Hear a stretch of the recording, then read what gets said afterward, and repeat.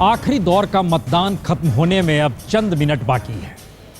ध्यान दीजिए तो बीते 45 दिनों से लगातार देश के भीतर जो मशक्कत राजनीतिक तौर पर हो रही थी, उसमें कोई दावा कर रहा था, कोई दावे को खारिज कर रहा था।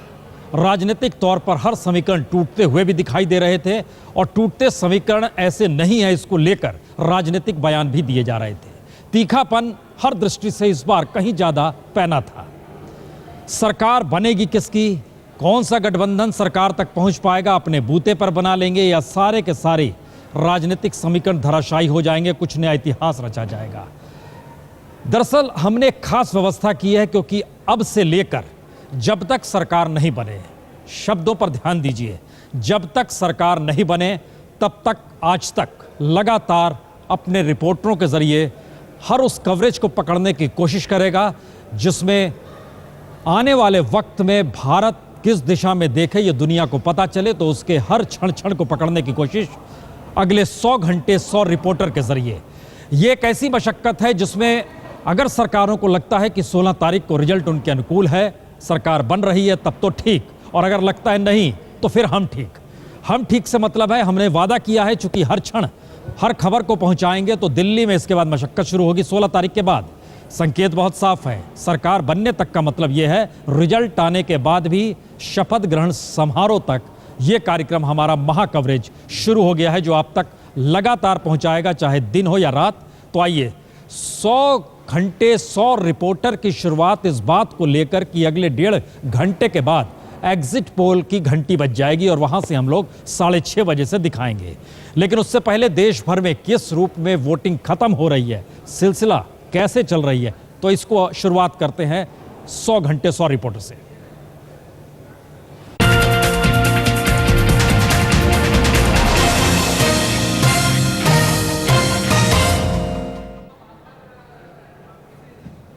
राजनीतिक तौर पर हर की नजर इस बात को लेकर है कि जिस तरीके से इस बार वोटिंग हुई वो इतनी ज्यादा हुई कि समीकरण उसके अनुकूल हो जाएंगे, राजनीतिक तौर पर हर किसी को लग रहा है। लेकिन सियासी तौर पर दूसरा हिस्सा इसके साथ चल रहा है कि क्या वाकई इस दौर में राष्ट्रीय दलों की राजनीतिक स्थिति पुख्ता हो गई है, जनता के भीतर एक भरोसा जाग चुका है जिसमें वो इस दृष्टि से देखे कि जी नहीं, हम ये मानकर चल रहे हैं कि लोकतांत्रिक तरीके से देश में अलग अलग रंग अब भी हैं। इसीलिए हमने आज व्यवस्था पहले 1 घंटे में की है। तमाम रिपोर्टर, चाहे वो आंध्र प्रदेश में हो, चाहे तमिलनाडु में हो, चाहे कश्मीर में हो, चाहे बिहार में हो, चाहे बनारस में क्यों ना हो जहां पर वोटिंग हो रही है, आजमगढ़ में क्यों ना हो जहां पर वोटिंग चल रही है, हर जगह हम आपको सबसे पहले लिए चलते हैं अपने रिपोर्टरों के हुजूम के पास। और हमारे साथ स्टूडियो में नवा टाइम्स के एडिटर राम कृपाल सिंह स्टूडियो में हमारे साथ मौजूद हैं। तो सबसे पहले रिपोर्टरों के पास।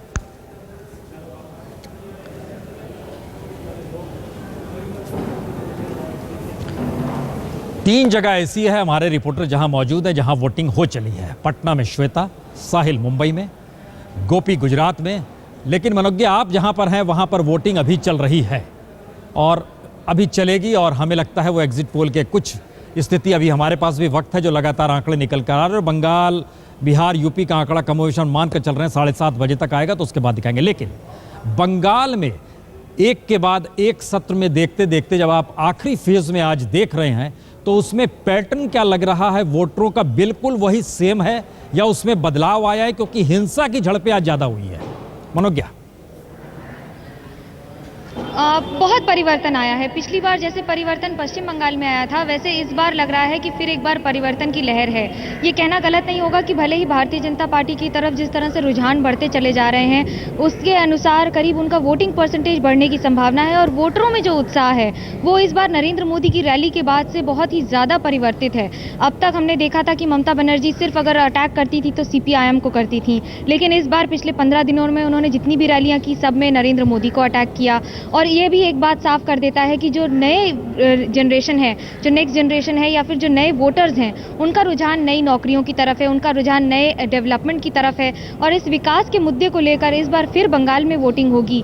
अब तक अगर वोटिंग हुई है तो एंटी इनकम्बेंसी वोटिंग हुई थी, और इसके पहले जब वोटिंग हुई थी 2009 में, तो वाम मोर्चा के खिलाफ वोटिंग हुई थी। और यही कारण था कि 2004 में जिस तृणमूल कांग्रेस मनोज्ञा, उसके पास हमारा ये कहने का मतलब है कि जो पश्चिम बंगाल में अलग अलग फेज में इलेक्शन हुए हैं, चूंकि आज लास्ट फेज है, इस फेज में कोई अंतर आया है या आपको लग रहा है कि एक तरीके से ही पूरी वोटिंग हुई है, उसके तरीके एक ही रहे? बहुत ज़्यादा परिवर्तन नहीं आया है। मैं अगर ये कहूँ कि बहुत ज़्यादा, मैंने जितने लोगों से बात की है, सबका मन जिस तरह से स्टार्टिंग में था उसी तरह से है। पश्चिम बंगाल की जो टीएमसी के दबदबे वाली सीटें हैं, जहां पर उनका कब्जा रहा है, वहां पर बहुत ज़्यादा परिवर्तन नहीं है। और आज एक तरीके का रहा है, हर के केंद्र में नरेंद्र मोदी। गोपी मनियार, क्या वाकई गुजरात का दिल इस बार बहुत जोर से धड़क रहा है?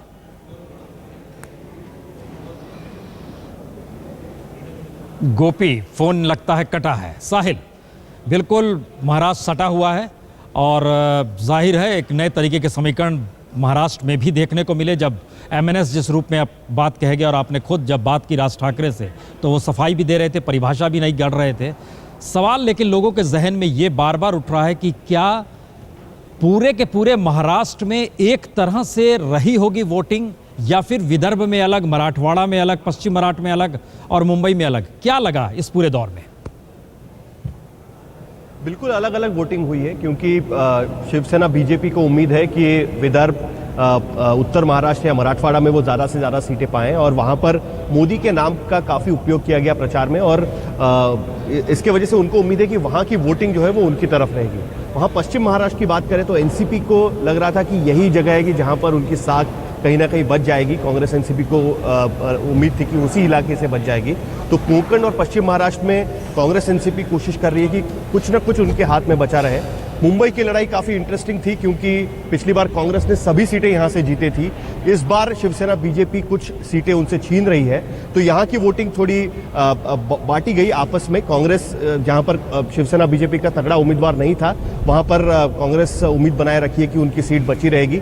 लेकिन जहाँ पर उनका उम्मीदवार थोड़ा भी ठीक था, समीकरण थोड़े ठीक थे, वहाँ पर शिवसेना बीजेपी को उम्मीद है कि वो कांग्रेस के हाथ से 100% यश खींच के कहीं ना कहीं 4-2 या 5-1 तक उनको सीमित कर दे, ये कोशिश कहीं ना कहीं रही। तो अलग अलग इलाकों में अलग अलग वोटिंग रही। दूसरी अहम बात यह है कि महाराष्ट्र में 6 महीने के बाद विधानसभा चुनाव भी हो रहे हैं, तो शिवसेना की कोशिश ये रहेगी कि अगर इस बार अच्छा परफॉर्मेंस होता है शिवसेना बीजेपी का, तो उसको कैरी फॉरवर्ड करे 6 महीने के बाद भी। और नहीं साहिल, अभी हम लोग राज्य विधानसभा पे ना जाएं, जरा हम लोग चूंकि बढ़ रहे हैं धीरे धीरे एग्जिट पोल की तरफ।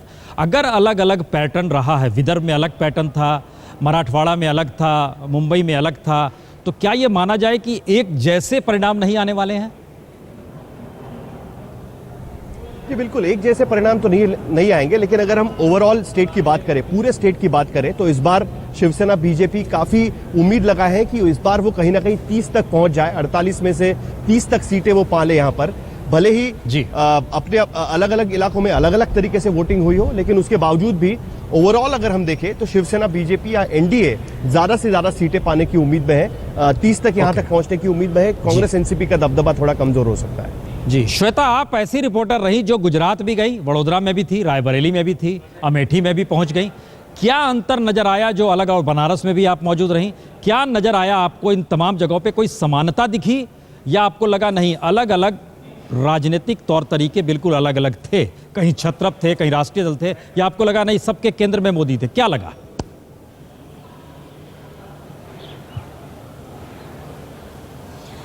प्रसून जी, मोदी विरोध और मोदी के पक्षधर दो ऐसी चीजें थीं जो हर जगह के चुनाव में नजर आ रही थीं। अगर हम रायबरेली जैसे इलाकों को खासकर छोड़ दें, अमेठी तक जाते जाते तो मोदी का नाम वहां पर आ चुका था। अमेठी यानी जिस दिन चुनाव वहां पर हुआ था, लेकिन सारी जगहों पर एक चीज समान थी प्रसून, वो ये कि जब भी मैं उस जगह पर पहुंचती थी, खासकर अगर मतदान के दिन पर मैं वहां पर पहुंचती थी, तो बहुत सारे ऐसे युवा जरूर होते थे जो साथ में ही उस वक्त पहुंच रहे होते थे पूछने के लिए कि हम तो अपना वोट देने के लिए आए हैं, हम छुट्टी लेकर आए हैं। और ये उत्साह हर जगह दिखा, किसी भी राज्य किसी भी जगह में ये उत्साह दिखा। और यही हमें दिख रहा है कि बिहार जैसी जगह में भी अगर हम देख रहे हैं कि 4 बजे तक ही 51% मतदान हो चुका था, और उम्मीद है कि दिन खत्म होते होते, मतदान खत्म होते होते इससे भी ज्यादा हो जाएगा। तो ये समानता उत्साह के स्तर पर जरूर नजर आई, और वो उत्साह अपने आप को किस तरह से परिवर्तित करेगा, यही निर्णायक हो जाएगा। प्रसून गोपी, एक सवाल हर जगह निकल कर आया है कि मोदी की मौजूदगी ने हर जगह चुनाव को प्रभावित किया है। सवाल खाली ये है कि गुजरात का दिल कैसा धड़क रहा है आज के दिन, जब आखिरी फेज खत्म होगा, उल्टी गिनती शुरू, क्या स्थिति है? जी बिल्कुल प्रसून जी, मैं आपको बता दूं कि गुजरात इकलौता ऐसा राज्य रहा है जहां पे मोदी ने सिर्फ 18 घंटे चुनाव प्रचार किया है। अगर वो पूरे देश की बात करें तो मोदी ने करीब, हम कह सकते हैं 2 लाख किलोमीटर से ज़्यादा मोदी ने चुनाव प्रचार के लिए घूमे हैं। साथ ही 200 से ज़्यादा रैलियां की है। लेकिन गुजरात अकेला ऐसा राज्य था जहां पर मोदी ने जो टाइम निकालना चाहिए था, जो प्रचार करना चाहिए था, वो पूरी तरीके से नहीं किया है। मुश्किल से 1 या 2 दिन यहाँ पर मोदी ने प्रचार किया है। वडोदरा में अगर हम बात करें तो महज जिस दिन उन्होंने पर्चा भरा था उस दिन एक रोड शो किया था और उसके बाद मोदी ने एक पब्लिक मीटिंग को एड्रेस किया था। इसके अलावा मोदी वडोदरा नहीं गए। लेकिन अगर हम पूरे गुजरात का पिक्चर देखने जाए तो हालांकि जिस तरीके से मोदी 26 में से 26 सीट लेने का दावा कर रहे हैं, शायद हो सकता है कि यहाँ पर कांग्रेस को, हालांकि पिछले चुनाव में करीब 9 सीटें मिली थी, हालांकि उतनी कांग्रेस को ना मिले, लेकिन हाँ, मोदी का जो 26 सीटों का दावा है कहीं ना कहीं उसमें हम कह सकते हैं कि जो दरार है वो ज़रूर पड़ सकती है। क्योंकि कहीं राहुल गांधी और सोनिया गांधी ने गुजरात में लगातार प्रचार किया था, काफ़ी वक्त उन्होंने गुजरात में दिया है। करीब हम कह सकते हैं कि राहुल गांधी ने 4 दिन यहाँ पे चुनाव प्रचार किया था, साथ ही सोनिया गांधी ने यहाँ पे प्रचार किया था। तो ओवरऑल अगर हम मोदी और राहुल गांधी, सोनिया गांधी की कंपैरिजन करें तो मोदी ने कम वक्त दिया था, जिसका खामियाजा हो सकता है जो 26 सीटों का सपना है वो शायद टूट सकता है। गोपी, बड़ा छोटा सा जवाब दीजिएगा। घूमना तो ठीक है, लेकिन सवाल यह है, ना नरेंद्र मोदी वडोदरा में गए चुनाव के दिन जिस दिन वोटिंग हो रही थी, ना ही बनारस आए। लोग क्या मानते हैं, इसके पीछे क्या है? जी बिल्कुल प्रसून जी, मैं आपको कहूंगी कि वडोदरा जिस दिन चुनाव प्रचार यहाँ पे, जिस दिन यहाँ पे वोटिंग हो रही थी उस दिन मोदी लगातार चुनाव प्रचार में बिजी थे। हालांकि आज जब बनारस में वोटिंग हो रही है तब मोदी लगातार लोगों से मिलने में बिजी है। आज सुबह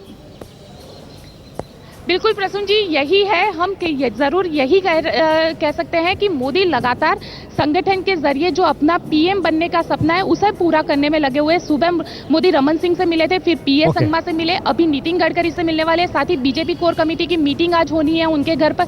तो साफ तौर पर मोदी जो अपना पीएम बनने का सपना है उसे पूरा करने में अब लग चुके हैं। आप बने रहिए। हम लोग लंबी बात करेंगे, सिलसिलेवार तरीके से लंबी बात करेंगे। रामकृपाल जी कॉमेंट यहाँ पर जाएंगे। नरेंद्र मोदी का वोटिंग वाले दिन दोनों जगहों पर नहीं जाना जहां से वो चुनाव लड़ रहे हैं, लेकिन जिसका जिक्र गोपी कर गई, जिसका जिक्र तमाम रिपोर्टर कर गए, हर के केंद्र में मोदी ही है। ये प्रसून जी, ये आत्मविश्वास हो सकता है, आत्मविश्वास हो कि जहां नतीजे बिल्कुल साफ हैं वहां जाने की ज़रूरत नहीं है, बल्कि उन जगहों पर जाइए जहां ये लगता है कि आपके जाने से कुछ फ़र्क पड़ने वाला है। और मैं ये कह रहा हूं कि एक अच्छी परंपरा भी है कि अपनी सीट पर चिपके रहिए। उससे एक संदेश भी जाता है कि आपको अपनी जीत हार की सबसे ज़्यादा चिंता है, देश की कम होती है। तो मैं कहता हूँ कि एक अच्छी बात है अगर राष्ट्रीय नेता ये छोड़ दें कि अगर जनता को उनकी बातें मंजूर हैं तो जनता वोट दे देगी, उसके लिए वहाँ जा कर के बिस्तर बिछा करके रहने की कोई ज़रूरत नहीं। मैं समझता हूँ एक अच्छी परंपरा की शुरुआत है, बशर्ते कि बाकी राष्ट्रीय नेता भी इसको फॉलो करें। हाँ, कम से कम उस कॉन्स्टिट्यूंसी के लोग तो भरोसा कर ही ले भाई, वो अगर बिना गए जिता दें तो। जो दर्शक अभी हमारे साथ जुड़े हैं उनको एक बार फिर बता दें कि 100 घंटे 100 रिपोर्टर का जो ये कार्यक्रम और महाकवरेज शुरू हुआ है, दरअसल ये सरकार बनने तक जारी रहेगा। यानी जब तक इस देश में किसकी सत्ता आ रही है, कौन प्रधानमंत्री बन रहा है, वो शपथ ना ले ले, तब तक ये प्रोग्राम जारी रहेगा। एग्जिट पोल 6:30 बजे से, लेकिन अपने रिपोर्टरों के जरिए हम हर उस जगह पर पहुंचने की कोशिश कर रहे हैं लगातार, जहां पर हमारे रिपोर्टर पल पल की खबर बीते 45 दिनों से लगातार देते रहे। रिपोर्टरों के पास चले, हमारे साथ रामकृपाल जी मौजूद हैं इस वक्त स्टूडियो में। रामकृपाल जी, एक सवाल, इससे पहले रिपोर्टरों के पास जाए, क्या जिस तरीके से पहले दिन से नरेंद्र मोदी जिस बात का जिक्र कर रहे थे, सत्ता में तो हम आ रहे हैं, मिशन 272, मिशन 300, और इन सब के बीच मुलाकातों के सिलसिले ने दिल्ली में और धड़कनें बढ़ा दी कि अब कैबिनेट मिनिस्ट्री तय हो रही है, कैबिनेट में कौन रहेगा नहीं रहेगा, चुनाव चल रहे हैं, ये सारी चीज़ हो रही है। क्या ये माना जाए कि पहली बार एक दल का भरोसा, विश्वास इतना पुख्ता है और उसे लग रहा है जो वो कह रहा है वही होगा? देखिए प्रसून जी, नतीजे क्या होते हैं इसके बारे में फोरकास्ट करना ज़रा जोखिम भरा है, लेकिन हाँ, जहाँ तक बॉडी लैंग्वेज का सवाल है और जो पूरा आप प्रचार में देख लें, जिस तरह से मुझे लगता है कहीं न कहीं ये आत्मविश्वास है। वरना एक पोटेंशियल की जो उनके जिनसे यह संभावना थी कि कम होने पर जिनके दरवाजे पर जाना पड़ेगा, उनको भी इस तरह से निशाने पर लेना और इस लेवल तक पहुंच जाना कि वो बिल्कुल खुलेआम ये कह दें कि हारेंगे या जीते तुम्हारा समर्थन नहीं करेंगे। यह स्थिति तभी हो सकती है जब यह आत्मविश्वास हो कि हमें 3 देवियों के दरवाजे पर नहीं जाना पड़ेगा। ये स्ट्रेटजी का हिस्सा नहीं हो सकता है? स्ट्रेटजी का भी हिस्सा हो सकता है, आप कह लें, लेकिन स्ट्रेटजी भी, अगर स्ट्रेटजी आप तभी बनाएंगे जब आत्मविश्वास होगा, क्योंकि अगर आत्मविश्वास नहीं है तो फिर आप ऐसी रणनीति अगर नहीं ये बनाएंगे। आत्मविश्वास था तो राम कृपाल यादव गाली देते थे बीजेपी को, रामविलास पासवान गाली देते थे, ये क्यों साथ में खड़े कर दिया? बिल्कुल, भारत जलाओ पार्टी कहा जाता था इनके जरिए। देखिए, मैं तो उसी दिन कह दिया कि जिस दिन सबसे बड़ा जो आरोप लगता था कि मोदी क्यों नहीं होगा, मोदी माइनस बीजेपी एक्सेप्टेबल थी, लेकिन सबसे पहले रामविलास को लाना, वो आदमी जो सबसे पहले सरकार छोड़ करके इसी मुद्दे पर गया और वही सबसे पहले उसकी घर वापसी हो रही है, तब भी मैं ये बात कहता था कि ये वोट में कन्वर्ट हो या ना हो, लेकिन मोदी को एक जो अछूत वाला एक अनटचेबिलिटी थी वो उसके बाद खत्म हो गई। मनोज्ञा, एक जवाब आपसे तुरंत चाहेंगे, बहुत छोटा सा जवाब चाहेंगे। ये सवाल उठा, जिस तरीके से नरेंद्र मोदी ने ममता बनर्जी पे निशाना बंगाल की जमीन पर आकर साधा, ये स्ट्रेटजी का हिस्सा उनका हो सकता है या आने वाले वक्त में मान लिया गया कि 36 का आंकड़ा बना लिया? बिल्कुल नहीं, ये बिल्कुल भी 36 का आंकड़ा नहीं है। और हमने जितना भी पार्टी को समझा है, तृणमूल कांग्रेस में जितनी बातचीत की है, ये उनकी भी स्ट्रैटेजी का नतीजा है कि इंडिविजुअली लड़ाई करें पहले, और अगर जरूरत पड़ी तो आने वाले दिनों में अगर कोई बड़ा पैकेज मिल जाता है तृणमूल कांग्रेस को, चलिए हम लौटते हैं। स्ट्रेटजी का हिस्सा हो सकता है, हमारी रिपोर्टर बता रही है, और ये बड़ा महत्वपूर्ण इसलिए है, जैसे जैसे ममता बनर्जी कमजोर होगी या लगेगा वो कांग्रेस के नजदीक जाएंगी, जैसे जैसे ये बात निकलेगी, सीपीएम ने बहुत बल दिया कि नरेंद्र मोदी की हवा है, वैसे वैसे ममता बनर्जी कमजोर होगी और शायद बंगाल में मुस्लिमों को लगेगा कि ममता से चीजें नहीं संभल रही, उनकी जमीन पर। ये सारी राजनीतिक स्ट्रेटजी अगले 100 घंटे तक लगातार रिपोर्टरों के जरिए खबरें आप तक पहुंचाएंगे जब तक सरकार नहीं बने। लेकिन इस बीच खबर आ रही है गांधीनगर से ही, मुलाकात के बाद पीएस संगमा ने कहा है मैं भविष्य के पीएम से मिलकर आ रहा हूं। पीएस संगमा ने गांधीनगर में जाकर मुलाकात की और मुलाकात के बाद उन्होंने ये बोला कि दरअसल मैं भविष्य के पीएम से मिलकर आ रहा हूं और उन्हें पीएम बनने से कोई रोक नहीं सकता। इतना ही नहीं, उन्होंने यह भी कहा कि दरअसल अरुणाचल की दोनों सीटें बीजेपी जीत रही है, मोदी को रोकने की हिम्मत किसी में नहीं है। ये सारी बात पीएस संगमा ने मुलाकात के बाद कह दी। वोटिंग अभी कई जगहों पर जारी है, लेकिन संकेत मिलने लगे हैं कि मोदी का भरोसा, मोदी की उम्मीद, बीजेपी की उम्मीद कहिए, मोदी को भरोसा था, बीजेपी को उम्मीद, वो अब राजनीतिक तौर पर दूसरे दलों के नेताओं को भी दिखाई देने लगा है। और एक वक्त बड़े लोकप्रिय स्पीकर के तौर पर संगमा की पहचान थी, एक वक्त सोनिया गांधी के खिलाफ मोर्चा खोलने के तौर पर पहचान थी। ये सारी पहचान के साथ अगर नरेंद्र मोदी के साथ मुलाकात का ये सिलसिला अगर इस रूप में चल रहा है तो इसके संकेत बहुत साफ हैं कि जो बात कही गई थी, लोग आते जाएंगे, लोग जुड़ते जाएंगे, कारवां बढ़ते जाएगा, कारवां बड़ा होता चला जाएगा। और ये बात एक नई स्थिति में है कि 2002 में जो नरेंद्र मोदी की स्थिति थी वह 360 डिग्री में घूमी तो नहीं है, लेकिन 180 डिग्री में ठीक उल्टे आकर खड़ी हो गई है। उस वक्त अनटचेबल, अछूत के तौर पर मोदी को देखा जा रहा था, लोग साथ छोड़ रहे थे, और आज की स्थिति में है मोदी पारस है, जो सड़ जाए वो सोना। तो नरेंद्र मोदी राजनीतिक तौर पर एक ऐसे नायक के तौर पर उभार आ चुका है जिसमें अब कई राजनीतिक दल साथ आएंगे। क्या ये संकेत है? राम कृपाल जी, हम बात आगे बढ़ाएं। अच्छा, एक मिनट हम सुना देते हैं क्या कहा गया। माहौल तो आज नहीं है, पिछले 2 महीने से माहौल हो रहा है। माहौल तो हिंदी का ही माहौल है, मोदी साहब का ही माहौल है, और इसमें कोई शक नहीं है। आज आपका विजिट रहा, मीटिंग है सीएम के साथ, किस तरह से क्या? हाँ, सीएम का साथ तो आस है, लेकिन फ्यूचर प्राइम मिनिस्टर का साथ ही मीटिंग हुआ है आज। अच्छा मीटिंग है। जिस तरह से एनडीए ने नॉर्थ ईस्ट में काफी टारगेट रखा था, मगर क्या कितना जिस तरह से लास्ट मोमेंट पर ये भी बदन का भी एक स्टेटमेंट रहा कि हम लोग ये ममता के साथ ज्वाइंट होके टीएमसी के ज्वाइंट होके कुछ भी करके मोदी को रोकने की कोशिश करेंगे। आपको लगता है कि उसमें ये सफल हुए?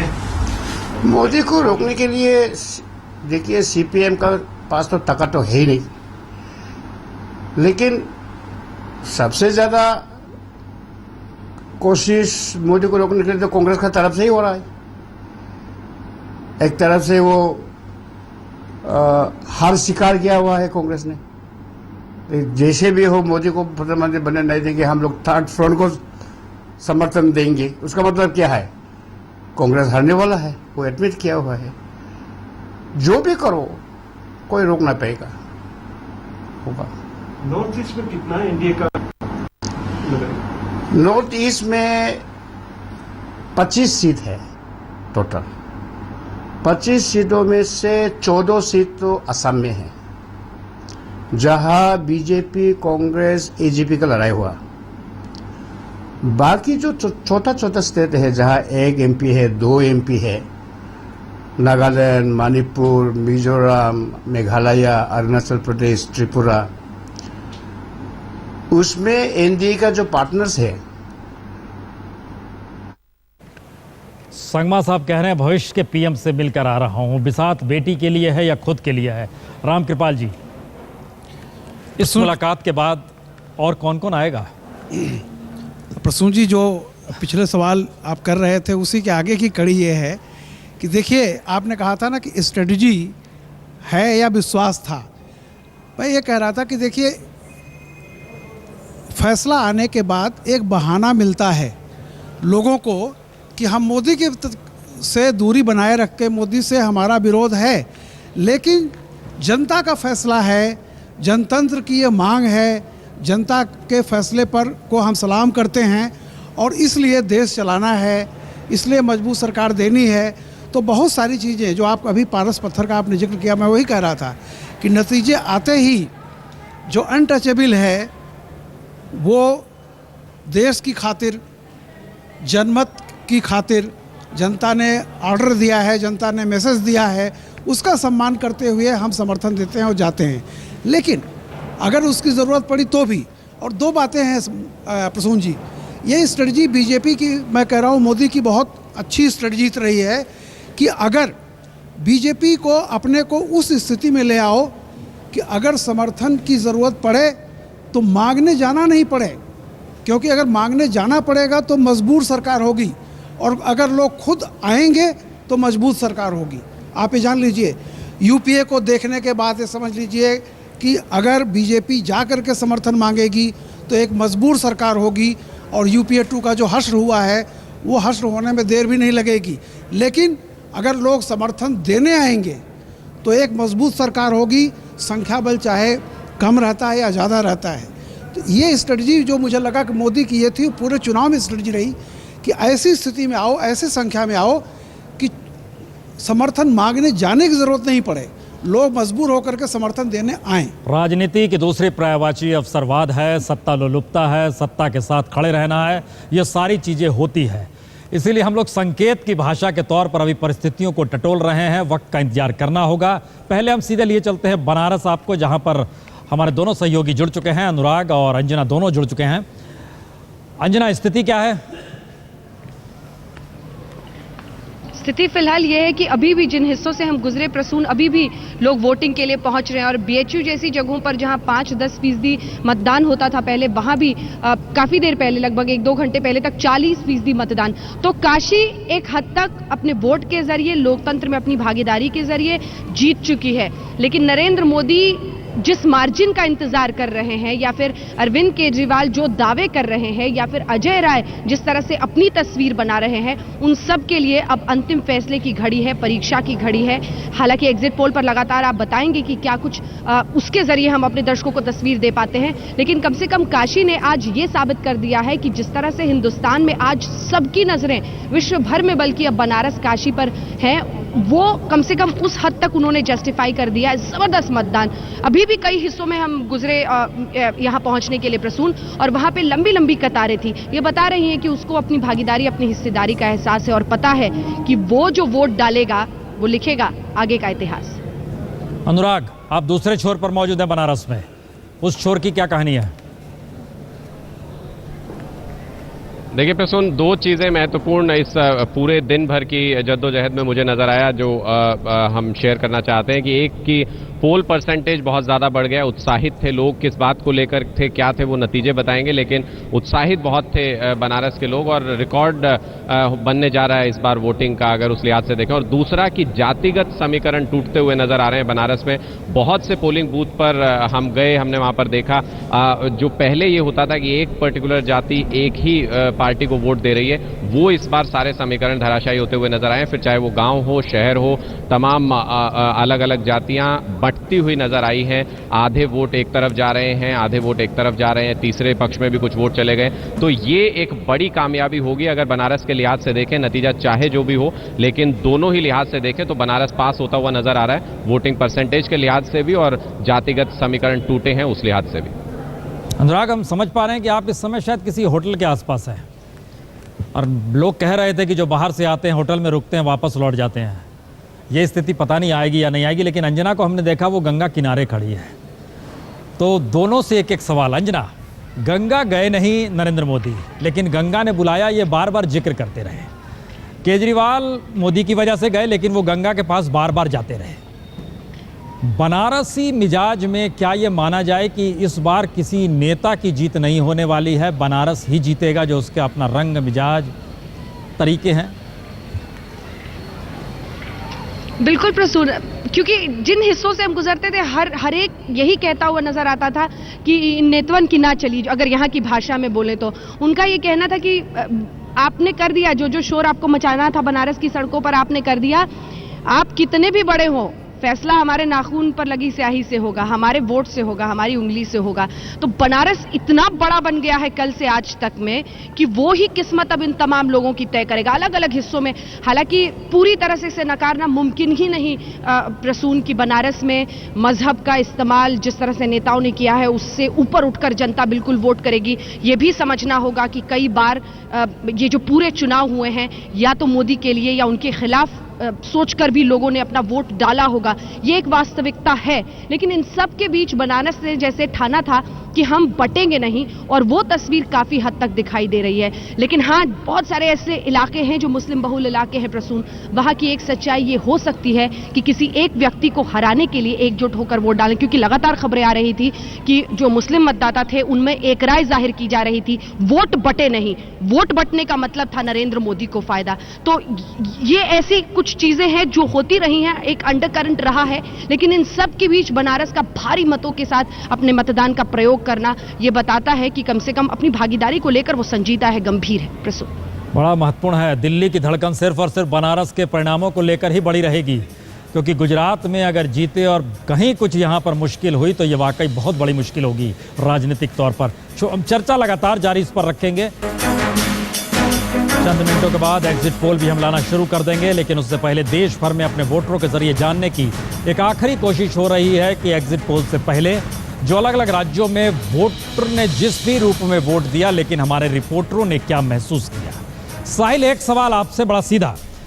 मुंबई का मिजाज में मेधा पाटकर का उतरना और दूसरी तरफ नागपुर के मिजाज में गडकरी का उतरना, क्या ये माना जाए दोनों ने अपने अपने तरीके से पहली बार हिम्मत भी दिखाई और एक राजनीतिक प्रयोग भी माना जा रहा है? दोनों सफल होंगे या दोनों असफल होंगे? आपकी अपनी रिपोर्टिंग क्या कहती है? जी, एक बात तो साफ नजर आता है कि गडकरी ने बड़ी सोच समझकर ये कदम उठाया। अब तक उन्होंने कभी भी आम चुनाव नहीं लड़ा था, लेकिन इस बार उन्होंने चुनाव लड़ने का फैसला किया क्योंकि उनको लग रहा था इस बार उनकी नैया पार लग जाएगी। अगर वो चुनाव लड़ते हैं तो आरएसएस के मुख्यालय में कई सालों बाद बीजेपी का एक सांसद हो सकता है, इसीलिए सोच समझकर स्ट्रैटेजी की गई। वही मेधा पाटकर की बात है तो वो एक आंदोलन से जुड़ी हुई थी और आंदोलन में अगर उनको लगा कि इस बार दाव लगाना चाहिए तो इसके लिए वो आंदोलन में उतरी और उसी तरीके से वो चुनाव मैदान में उतरी। उनके लिए कॉन्स्टिट्यूंसी नहीं थी, उनके लिए चुनाव लड़ना पहली बार वो चुनाव लड़ रही थी और सबसे पहले तो मन बनाना उनके लिए काफी मुश्किल काम था, क्योंकि उनके कुछ सपोर्टर्स कह रहे थे कि आपको चुनाव में नहीं उतरना चाहिए, कुछ लोग कह रहे थे कि आपको चुनाव में उतरना चाहिए। और आखिरकार मेधा पाटकर ने मन बनाया कि अगर लड़ना है तो इसी बार लड़ना होगा, क्योंकि आम आदमी पार्टी के रूप में उनको लगा कि एक नया कुछ होने जा रहा है और इसके लिए वो उसमें उतरी थी। हालांकि चुनाव लड़ना उनके लिए काफी मुश्किल साबित हुआ, क्योंकि कई सारी चीजें जो आंदोलन में होती है वो चुनाव में नहीं होती, और आंदोलन करने वालों को चुनाव में जिस तरीके से स्ट्रेटेजी बनानी पड़ती है उसमें उनको थोड़ी मुश्किलें जरूर हुई, लेकिन एक फाइट बहुत अच्छी दी है। काफी कौतूहल था उनको लेकर। मुंबई के मिडिल क्लास में जो वहां के लोग हैं उनसे हमने बात की, उनमें भी एक कौतूहल था कि मेधा पाटकर चुनाव लड़ रही है, किस तरीके से बात करेगी, क्या करेंगी। तो एक उनके लिए काफी अच्छा अनुभव रहा होगा। हालांकि काफी मुश्किल है उनके लिए कि पहले ही दाव में मुंबई से चुनाव जीतना, लेकिन एक अच्छी फाइट उन्होंने दी है। एक अच्छी तरीके से मैदान में उतरकर एक अच्छी प्रतिस्पर्धी के रूप में वो सामने आएगी। ठीक है, लोकतंत्र का यही मिजाज है, क्रिकेट और लोकतंत्र में यही अंतर है।